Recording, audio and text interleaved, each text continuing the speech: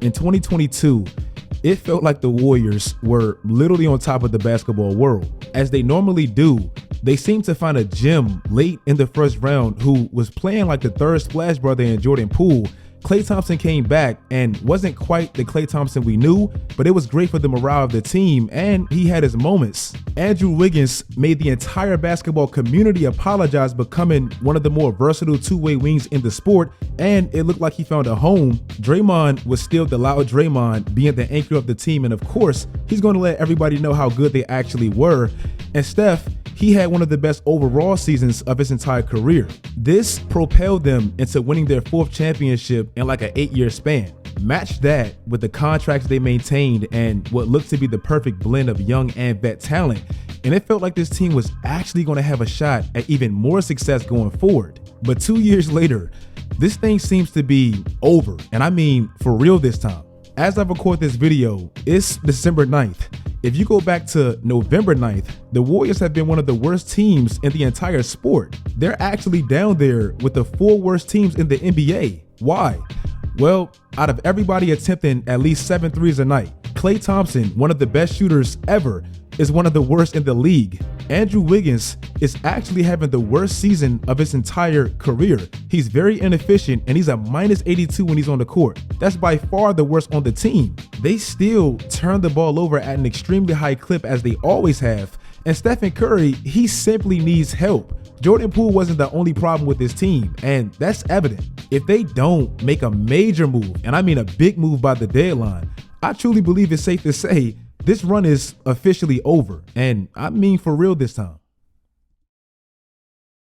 Today's video is sponsored by DraftKings Sportsbook. It's my favorite time of year where sports is completely in full swing, and DraftKings wants to make sure you get the most out of such a special time of year, and they're back with an offer you really can't miss. All new customers have to do is bet just $5 on any wager and get $150 in bonus bets in your account instantly. If you want to have more fun with that $150, you can use DraftKings same game parlays where you can combine multiple bets from the exact same game together for a shot at a much bigger payout. If you're signed up with DraftKings already, that's still no problem. All customers can get a no sweat same game parlay where you get a bonus bet back if your bet doesn't hit.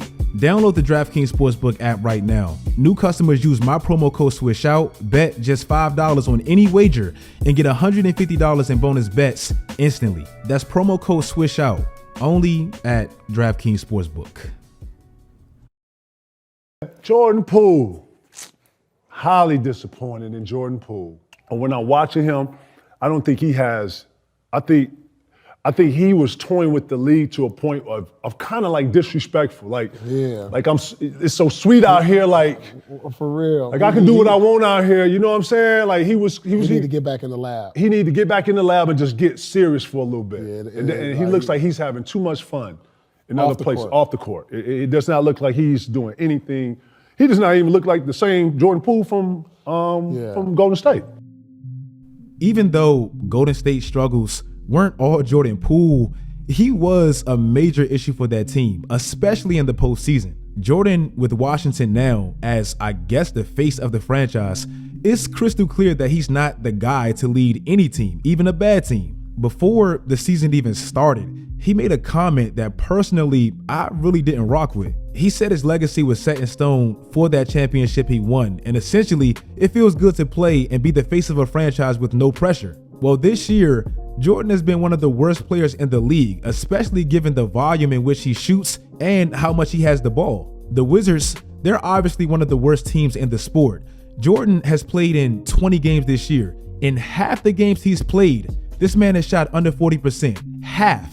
We know he's not Steph. The added attention he gets now being quote unquote the man in Washington, it made him way less efficient, and he makes very bonehead decisions. Out of every player this season, Jordan Poole and Kyle Kuzma, 2 players that won championships with legends, and I guess they can play free now, they have the 2 worst plus minuses in the league. That duo is terrible. Out of every player that shoots as many times as Jordan Poole does, he's one of the least efficient in the league. Not to pile on this man, but Jordan Poole isn't quite what we thought he was, and him having his own team, quote unquote, well, it aligns perfectly with the Wizards' direction because they're getting a very high draft pick, hopefully. The Rudy Gobert experiment, it actually works way better than we originally thought. Last year, it was their first year together, and they battled injuries, and they made major roster changes during the year, so we never really got to see them at their full potential. I remember doing this exact same video last year and saying the exact opposite. I thought it was a major fail.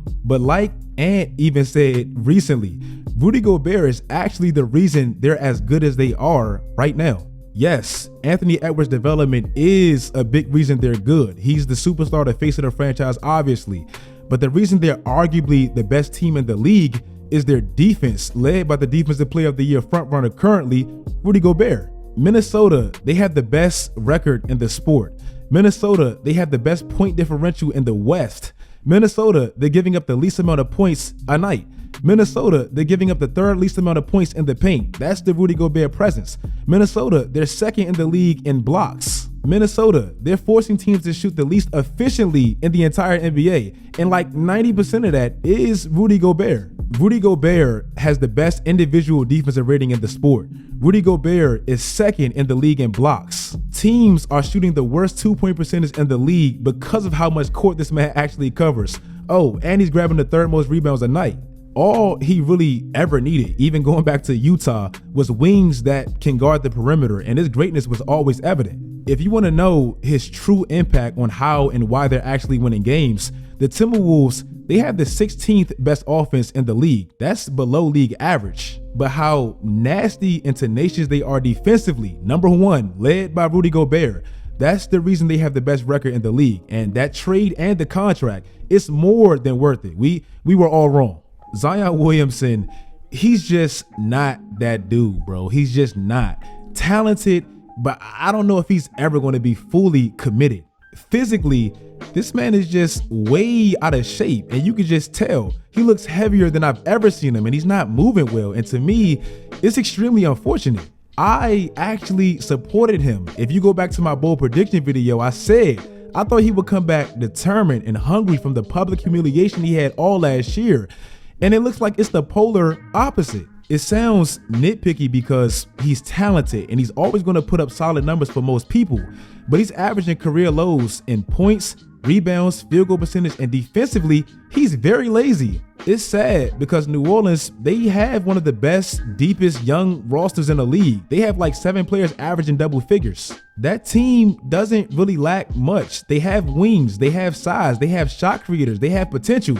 But what should be the best player on their team, at only like 23 years old, he doesn't seem committed, and his main problem coming into the league actually seems to be getting worse. The Philadelphia 76ers, they don't really need James Harden. Now, I'm not saying this to diminish James Harden or what he's done or how good he was or how good him and Embiid were last year. They put up historically great numbers individually and together. But the offense without James Harden is actually a little bit better. Now, all of it isn't the absence of James Harden. A lot of it is Nick Nurse and how free and fluent the offense is with his coaching. Last year, it was very stagnant and predictable at times. But this year, they're scoring more points. Joel Embiid is averaging a career high again. And not only that, he's averaging 6 assists a night. Without Harden, and obviously with way more opportunities, Tyrese Maxey, he's taken a massive leap. The 76ers, they're the only team with 2 players averaging at least 27 points a night, and both of them are averaging at least 6 assists in the process. Again, this isn't all because James Harden is gone. A lot of it is the upgrade in coaching, in my opinion. But so far, look at the difference in this team from last year as opposed to this year. They're scoring more points, they're grabbing more rebounds, they're dishing out more assists, more steals, less isolation, a little less efficient, but they're still winning at an even higher percentile. James Harden, we know, he's an iconic, great player that's done a lot for this league, but the drama he gave that organization, it was never worth it, especially when collectively as a team, they're probably a little bit better without him. Kevin Durant being traded to the Suns with Bradley Beal eventually joining, creating another super team. It feels exactly like Brooklyn West. Right now, they're 12-10, 7th in the West, and as loaded as that team looks on paper, they just can't get on the floor. It's weird because Kevin Durant always feels like the glue and the most stable. He's the oldest like always, and he's still carrying the load. Kevin Durant, at like 35 years old, he's only missed 1 game.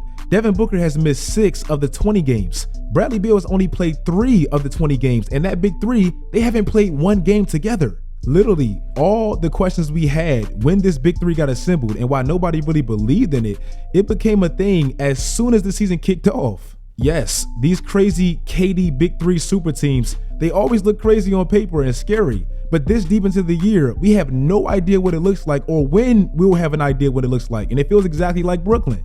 And lastly, the in-season tournament is a major success. Personally, I really didn't know what to expect with this and how exactly it was going to look and how exactly it was going to go.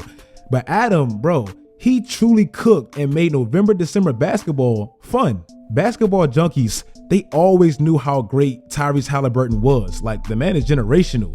But the Pacers, they don't really get many televised games. But now, watching him and his team take down the Celtics, one of the heavyweights in the East, and then the Bucks, another one of the heavyweights in the East, and possibly the Lakers with LeBron and AD, now he and the Pacers, they're on the map now for the world. The old NBA saying of the season doesn't even really start until Christmas, that seems to be over because Adam, he created an environment and something to play for early in the year that never existed. If you guys like this video, please like this video. Like always, every year, there will be a part 2. It's a lot more to talk about. So in the comment section, let me know anything that you think I possibly missed, and it probably will be on part 2. Make sure you guys follow my social media sites, turn on post notifications, do all that great stuff, guys. And until next time, as always, stay tuned.